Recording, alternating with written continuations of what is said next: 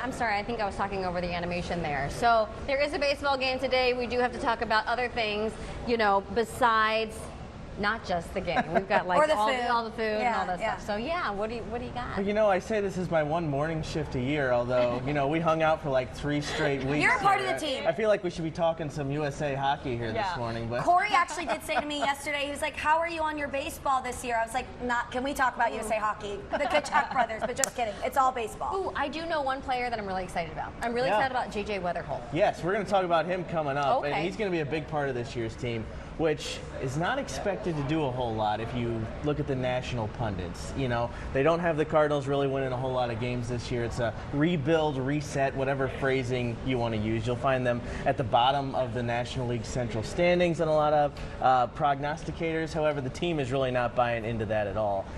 If they did finish last in the NL Central, it'll only be the second time since 1969 that they did that. Let's hit some of the video from yesterday's workout session here at Busch Stadium. Everybody's picking them at the bottom, like I said. The over-under is 70 wins, if you're interested in that sort of thing. 1995 is the last time they were under 70 wins, so it's been a while. The Cardinals obviously lost Wilson Contreras, Sonny Gray, Nolan Arenado, Brendan Donovan. They're building for the future, but like I said, this team has high expectations for themselves. We're all kind of the same age. We've been playing together for a long time, and you know, if you look at it going forward, I mean, the Cardinals have us under control for, you know, the next 4 or 5 years, so we're going to be playing together for a lot longer too. So, no, I mean, this team is real close. You know, and throughout spring training, you could feel the energy. It's different this year, and you know, obviously projections don't have us looking great, but you know, if you read the room in here, you'd have no idea. I mean, we're all ready to go, and I think, you know, we're really obviously playing for each other every day, you know, every year, but this year it seems a little different. It's a lot different than past years. You know, I've known a lot of these guys for a really long time, not just in the big leagues, but in the minor leagues as well. Like you said, we came up together, so.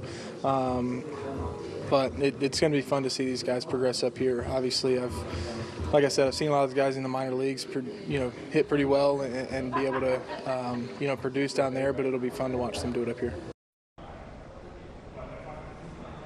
You already mentioned J.J. Wetherholt. Of course, everybody excited to see the rookie's big debut here on opening day. We're going to talk a lot about him coming up at 6. Is there anyone we should really be looking out for? Well, the starting pitcher, Matthew Liberatore, his first opening day start, we're going to talk about him coming up too. Big moment for him. He's been in the organization a while, and this is kind of his big moment.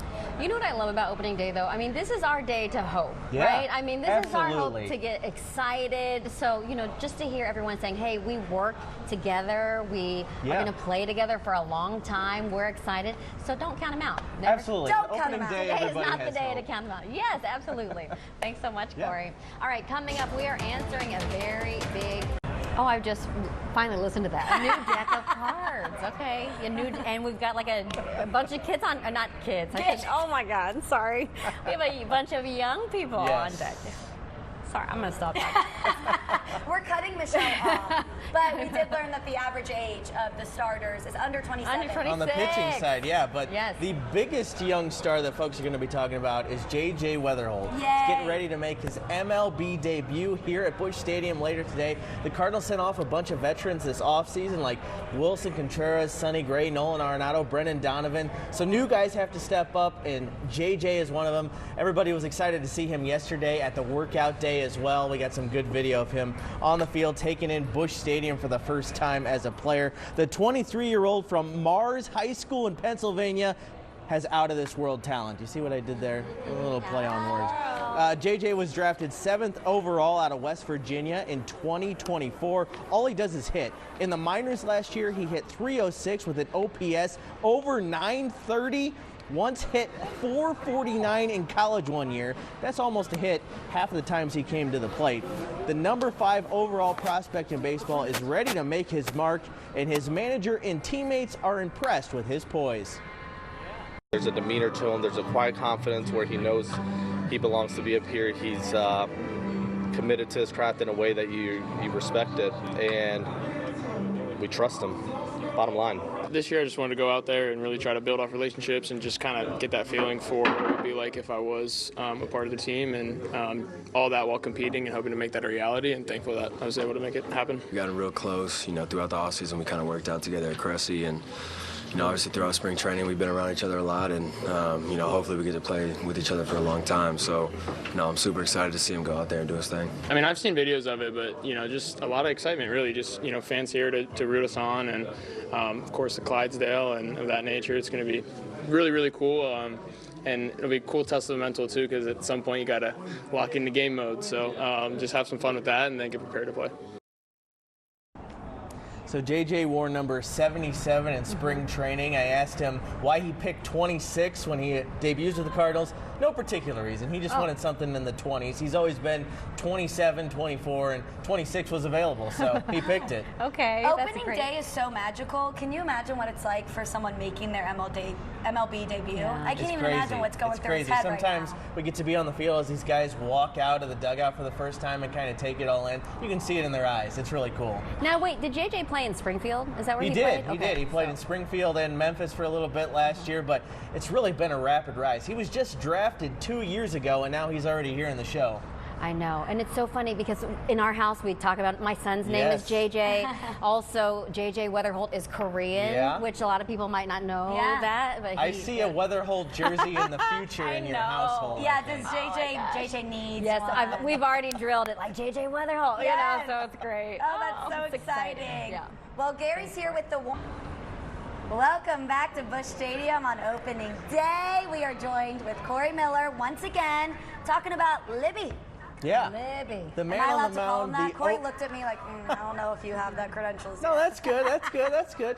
The man on the mound has always got the most eyeballs on opening day. The starting pitcher who gets the opening day start. Everything starts with him. He puts the season into motion. The Cardinals have had some great ones over the years. Bob Gibson, Adam Wainwright, Chris Carpenter. And today, Matthew Liberatore, for the first time ever, gets to start on opening day. It's a full circle moment for Libby. He was actually traded from the Rays, the opponent today, for Randy Arozarena all the way back a number of years ago. We've talked about that trade forever.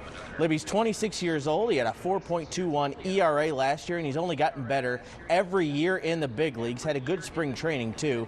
He's going to headline a staff of him, Michael McGreevy, Dustin May, Andre Palante, and Kyle Leahy. The average age of this rotation, under 27 years old, so they're a young bunch. Here is Libby on getting the opening day nod and what the staff could do as a whole this season. I've had a few conversations with different guys who've made some opening day starts or been on the receiving end of the opening day starter. And at the end of the day, it's just another baseball game. I still got to throw the ball over the plate and get 3 outs every inning, and we got to play a full 9. So I'm really trying to treat it that way. I know St. Louis opening day in particular is pretty special and unique in the sort of things that we do.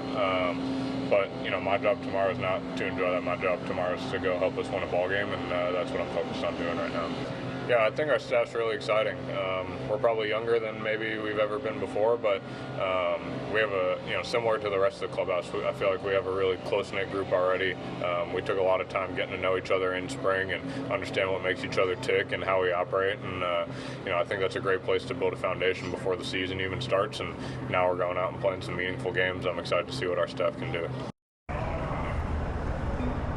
So he's still young, but he's been here longer than most of the guys on the team. So he's a de facto veteran this year on a young Cardinals team. Wait, let's talk about his age again. He's 27. Yeah. Then the average, actually he's 26. The average age of the Cardinals is under 27 on the pitching side for the starting rotation. So a lot of young guns out there. They're going to get a chance to show themselves this year. Is that the first time that's ever happened? I wanted to go back and look at every single staff, but this has to be one of the youngest staffs in Cardinals history. Wow. Hey. All right. Let's hear it for Gen Z. That's exciting.